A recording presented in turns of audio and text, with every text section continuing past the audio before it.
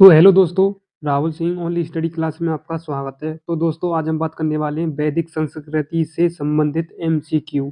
तो मैं आपके लिए 20 इम्पोर्टेंट क्वेश्चन लेकर आया हूं और आपको क्लास में बने रहना है कम से कम 5 से 10 मिनट के लिए, क्योंकि ये क्वेश्चन 100% श्योर फंसेगा ही फंसेगा, कोई से भी एग्जाम में फंस जाए। आपके एग्जाम भी नज़दीक आ रहे हैं। तो मैं अपनी क्लास को चालू करता हूँ। सबसे पहले आपका फर्स्ट क्वेश्चन स्क्रीन पर सीधे सीधे दे रखा है। फर्स्ट क्वेश्चन कौन सा है देखते जाइए। सबसे पहले आपका फर्स्ट क्वेश्चन है, वैदिक संस्कृति का संस्थापक किसे माना जाता है। क्वेश्चन दे रखा है आपका, वैदिक संस्कृति का संस्थापक किसे माना जाता है।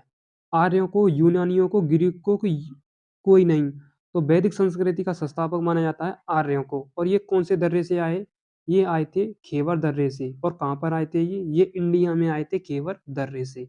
ओके, उसके बाद है सेकंड क्वेश्चन।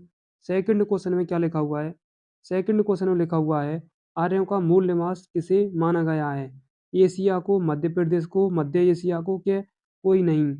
तो ये माना गया है मिडिल एशिया को आर्यों का मूल निवास। ओके, उसके बाद है नेक्स्ट क्वेश्चन, आर्य कौन से दर्रे से भारत आए थे। तो मैंने आपके लिए बता दिया था, खेवर दर्रे से ये भारत आए थे। ओके, उसके बाद है नेक्स्ट क्वेश्चन। नेक्स्ट क्वेश्चन क्या दे रखा है, नेक्स्ट क्वेश्चन की तरफ चलते हैं। चौथा क्वेश्चन है, वैदिक काल को कितने भागों में बांटा गया है। वैदिक काल को 2 भागों में बांटा गया है, उत्तर वैदिक काल और ऋग वैदिक काल। तो मैं आपके लिए उत्तर वैदिक काल से ही संबंधित क्वेश्चन लेकर आया हूँ। तो इसका करेक्ट आंसर क्या होगा, इसका करेक्ट आंसर होगा option b will be the correct answer. उसके बाद है नेक्स्ट क्वेश्चन। नेक्स्ट क्वेश्चन है आपके लिए पांचवा क्वेश्चन, ऋग वैदिक काल कब से कब तक है। तो ऋग वैदिक काल है 1000 से 600 ईसा पूर्व। कब तक है, 1000 से 600 ईसा पूर्व।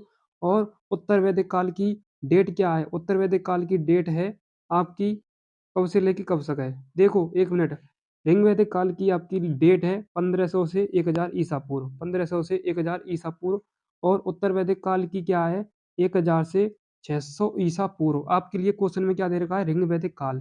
तो 1500 से 1000 ईसा पूर्व इसका क्या होगा, करेक्ट आंसर रहेगा। Option A first correct answer इसका रहेगा। ओके, यहाँ तक क्लियर। उसके बाद है नेक्स्ट क्वेश्चन। नेक्स्ट क्वेश्चन आपका क्या दे रखा है, नेक्स्ट क्वेश्चन में सीधे सीधे पूछ रहा है, आर्यों के संबंध में प्रथम जानकारी कहाँ से प्राप्त होती है।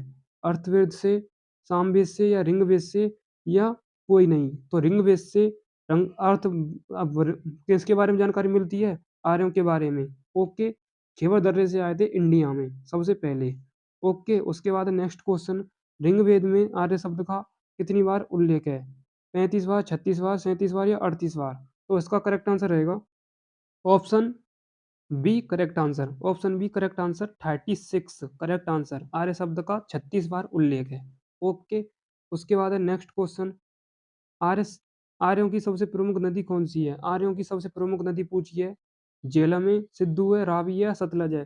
तो सिद्धू नदी आर्यों की सबसे फेमस नदी है। ओके, सबसे फेमस नदी कौन सी है, सिंधु नदी। ओके, यहाँ तक क्लियर। उसके बाद है नेक्स्ट क्वेश्चन। नेक्स्ट क्वेश्चन क्या दे रखा है, ऋग्वेद में गंगा का उल्लेख कितनी बार है। एक बार, दो बार, तीन बार, या चार बार। तो देखो सबसे ज्यादा ऋग्वेद में यमुना का है, और यमुना का 3 बार है, और गंगा का सिर्फ एक ही बार उल्लेख है। ठीक है, यहाँ तक क्लियर। एक आंसर इसका क्या होगा, करेक्ट।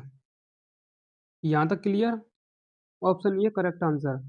उसके बाद नेक्स्ट क्वेश्चन, ऋग्वेद में यमुना का कितनी बार उल्लेख है। यमुना का है 3 बार उल्लेख। उसके बाद नेक्स्ट क्वेश्चन। नेक्स्ट क्वेश्चन क्या दे रखा है, आर्यों के निवास स्थल के लिए किस शब्द का प्रयोग किया गया है। तो ये किया गया है सप्त सैंधव शब्द का प्रयोग, सप्त सैंधव। ओके, उसके बाद है नेक्स्ट क्वेश्चन, झेलम नदी का प्राचीन नाम क्या है। तो झेलम का प्राचीन नाम है वितस्ता। क्या है, वितस्ता। झेलम का प्राचीन नाम है वितस्ता। ओके, तो ए ऑप्शन इसका करेक्ट रहेगा। यहाँ तक क्लियर। उसके बाद है नेक्स्ट क्वेश्चन, सतलज नदी का प्राचीन नाम क्या है। सतलज नदी का प्राचीन नाम है क्या है, सतलज का है सतुर्दी। क्या है, सतुर्दी, इसलिए इसका करेक्ट आंसर ऑप्शन ए। उसके बाद है नेक्स्ट क्वेश्चन। नेक्स्ट क्वेश्चन क्या कहता है, व्यास नदी का प्राचीन नाम क्या है। व्यास नदी का प्राचीन नाम है विपाशा। क्या है, विपाशा। उसके बाद है नेक्स्ट क्वेश्चन, आर्यों की प्रशासनिक इकाई आरोही क्रम में किस प्रकार है। तो आर्यों की प्रशासनिक इकाई आरोही क्रम में है, जन कुल विश्व ग्राम। क्या है, जन कुल विश्व ग्राम, जन कुल विश्व ग्राम। ये क्या करेक्ट आंसर है। इसका करेक्ट आंसर ओपन नहीं है। क्या नहीं है? सही नहीं है। तो इसका करेक्ट आंसर होगा कुल ग्राम, विश्व और जन। ये है आर्य क्रम में इसका करेक्ट आंसर। ओके, यहाँ तक क्लियर? तो option B correct answer. Next question है, दशराग युद्ध का उल्लेख कौन से मंडल में है? तो दशराग युद्ध का कौन से मंडल में उल्लेख है? तो ये है दशराग युद्ध का 7वें मंडल में दशराग युद्ध का उल्लेख है। कौन से में? 7वें मंडल में। ओके, इसलिए इसका ए ऑप्शन करेक्ट रहेगा। क्या रहेगा? A option correct. उसके बाद नेक्स्ट क्वेश्चन, अविवाहित रहने वाली महिलाओं को क्या कहा जाता है? तो अविवाहित महिलाओं को रहने वाली अमुमाजू के नाम से जाना जाता है इसमें ऋग्वैदिक काल में। लास्ट क्वेश्चन है आपका, सोमरस बनाने की विधि का वर्णन किस वेद से प्राप्त है? तो ये है किससे? ऋग्वेद से।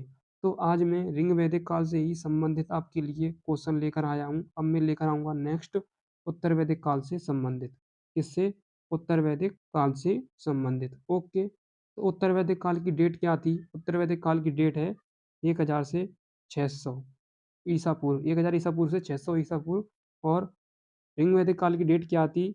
1500 से 1000 ईसा पूर्व। ओके, यहाँ तक क्लियर? अब देखो, आपकी ये क्लास यहीं पर ख़त्म होती है, और आपको ये क्लास कैसी लगी वो मुझे कमेंट में बताना।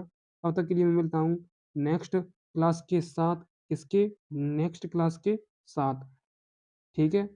Thank you so much, love you all, जय हिंद, जय भारत। ओके।